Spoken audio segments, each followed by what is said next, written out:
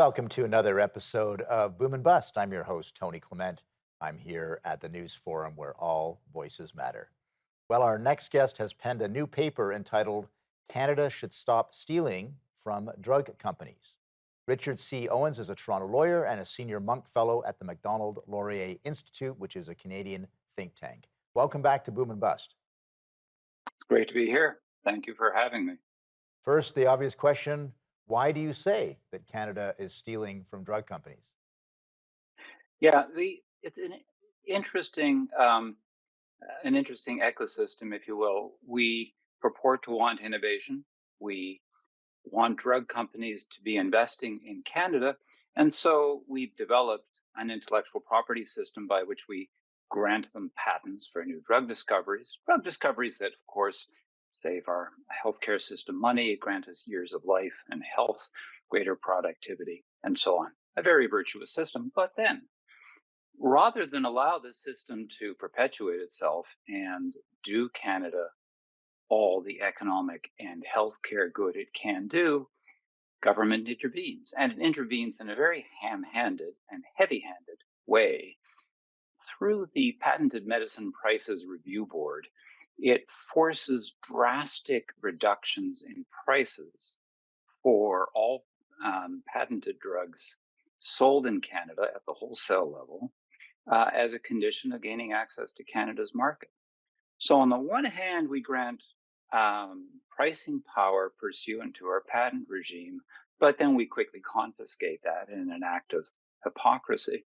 Um, and that greatly reduces the returns that drug companies make, greatly reduces the funds available for investment in future research and development for the benefits that drugs can bring us, and incidentally, dramatically reduce the availability of drugs in Canada, both in terms of supply of individual drugs and in particular in non-importation of many drugs that would otherwise benefit Canadians because we're just not a very profitable or friendly market.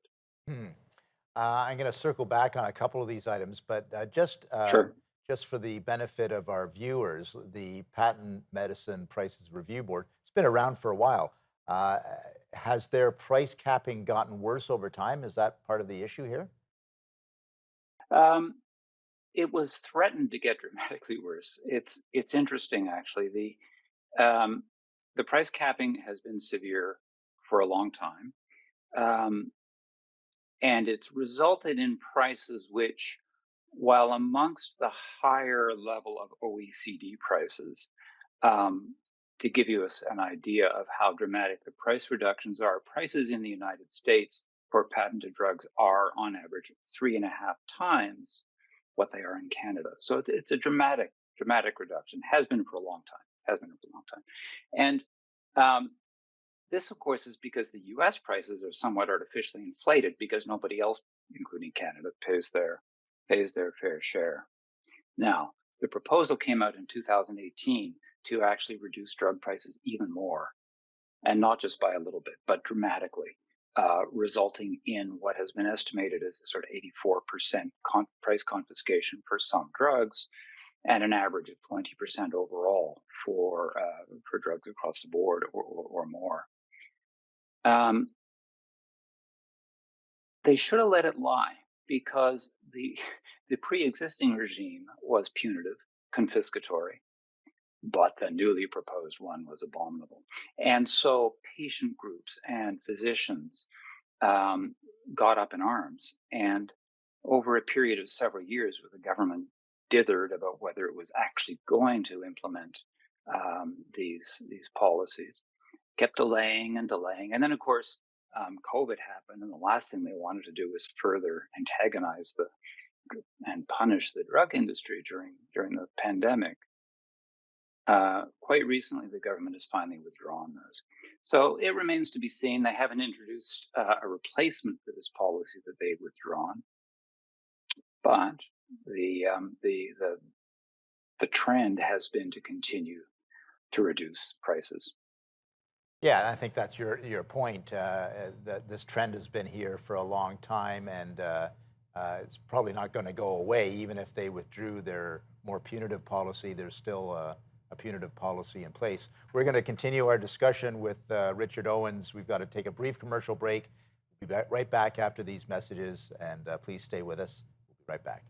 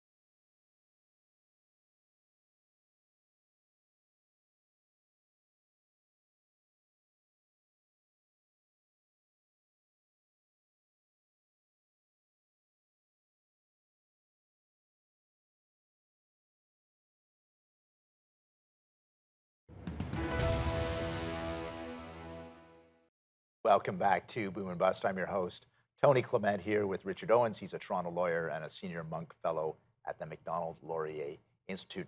Richard, I do want to circle back onto innovation for a second. I know you know about its connection with intellectual property protection, but tell us, in your words, a little bit more detail about the impact of innovation on our economy and the impact of innovation wherever it's done, why it's important for the Canadian economy to have that kind of innovation. Um, that is indeed a wonderful context in which to look at these issues. You couldn't have asked a bigger question, I don't think. But let me try to answer it in a thumbnail sketch.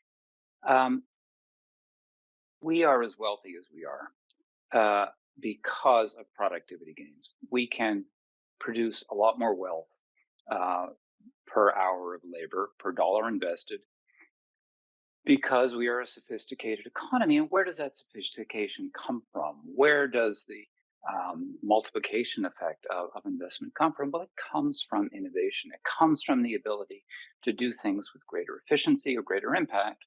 Um, and as innovations, technological, process oriented, whatever they may be, whether they result in patents or trade secrets or other forms of intellectual property, they continue to not only increase the wealth in our economy, but to increase the rate at which wealth accretes to our economy. This is why government cares so much about innovation. We're in a competition with other nations to retain people and to promote a standard of living for our citizens. And the growth of our economies and the ability to improve standard of living really comes from innovation. Not to mention, frankly, the meaning and interest in life, it seems to me, comes from being able to come up with new ideas, produce new things, and improve the well-being of people. Now, needless to say, um, that those innovations don't come out of nowhere, and they arise if a nation, if a jurisdiction is capable of maintaining um, far-seeing and equitable rules and procedures that uh, cause investment to happen and that make good minds apply themselves here and in turn indeed want to exploit our markets through commercializing products here. A key ingredient in that process is patents and other forms of intellectual property. And if we take drugs, since that's one of our topics under discussion, take that as a prime example. It's an area where the impact and the details of the patent regime are probably better known than any other. Without the ability to grant a patent, a certain time of market exclusivity for getting a return on the investment in a drug, the vast amounts, and they truly are vast amounts of time and money and limited expertise that go into creating and testing and managing the risks of and commercializing a new drug, they ain't going to happen, right? The As it is, particularly in laggard countries like Canada, where we're very reluctant to grant sufficient intellectual property protection, um, we barely do enough to make this investment worthwhile. In the US, it's a little more finely tuned, but it's still at the edge of what's manageable. Um, Modern biopharmaceuticals can take billions of dollars to bring a single new drug to market. Almost all of those billions of dollars of investment fail.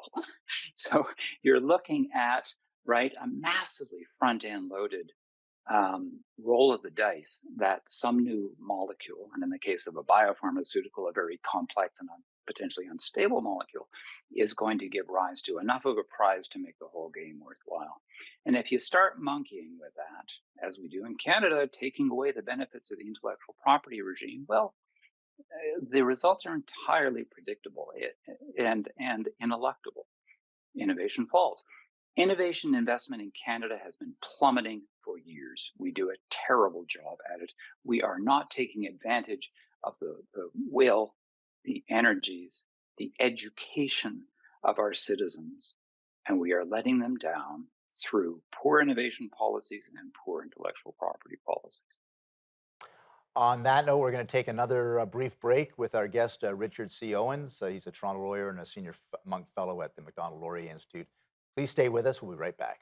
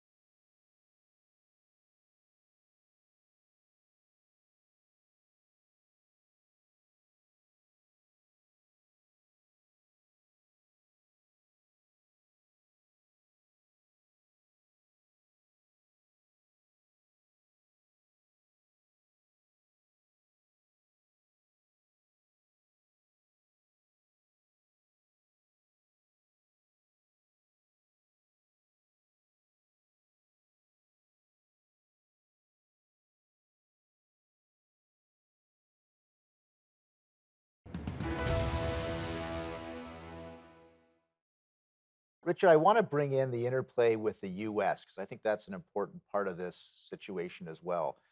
So, how does what we do in Canada impact on the US and vice versa? And how do they respond to our price controls? Another fantastic question. Again, very complex answers, but I'll try to be brief. The United States accepts, in a way that I, I, I think I can say no other country does, the the demands of a true innovation economy. They they take its costs in terms of mobility of labor, in terms of the acceptance of industries or businesses failing if they don't come up with the right mix. So it's a more dynamic, also a more unstable environment. By accepting those costs, they come up with great results. And those results include inventing well over half of the new pharmaceuticals that come up in the world. 44% of investment in pharmaceutical R&D is in the United States because it's an environment that works. It's not a political choice. That's where the people are. That's where the money is, and that's where the intellectual property rights are that give rise to a stable and functioning innovation ecosystem. So, what does that result? Well, in simple terms, they're an exporter. We're an importer. We're not very good at innovating. We rely on somebody else to do the innovation for us. But we don't play an honest game by confiscating so much of the pricing power of drugs and saying, we just get to steal the value of drugs at the border. What we're doing is we're forcing the American consumer to subsidize our purchases, because all that money that goes into creating a return for investors in the high risk gamble of drug development has to come from someplace, and it's not coming from us. Now, the consequence of that is that the United States is now up in arms about paying, the United States consumer is up in arms about paying excessive drug prices, as they should be. Why should the United States pay prices 3.5 times Canada's, even more, even greater multiple of other OECD countries? And what is happening is that this is resulting in increasingly loud calls and legislative action for price controls in the United States.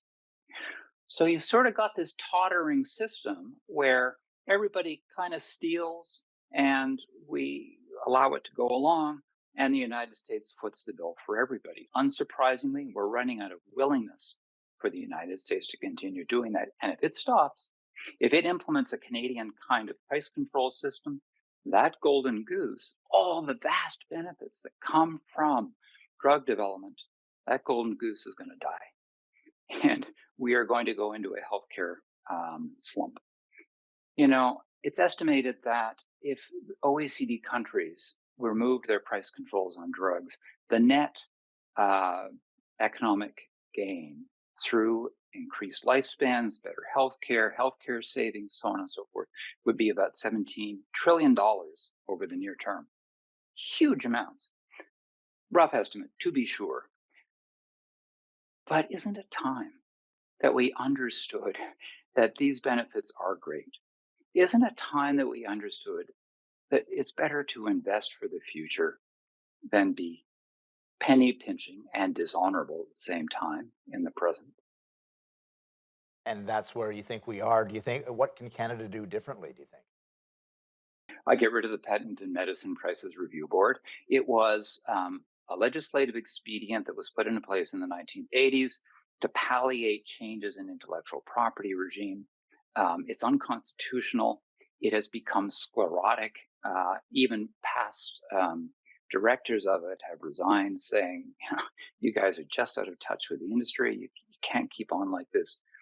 Time to wipe the slate clean and get on with it. We may need some transitional measures, to be sure, to manage sudden potential increases in drug prices. But rather than rather than keeping our heads in the sand, rather than continuing to try to control and limit prices, we should accept a more virtuous role in the innovation ecosystem and help lead other countries into a more equitable sharing of the R&D costs of the drugs from which they benefit. Canada can play a leadership role. When we do that, we'll get more investment in our own industries. Thank you for that. We're going to take another break. We'll be back with our guest after that break. Please stay with us.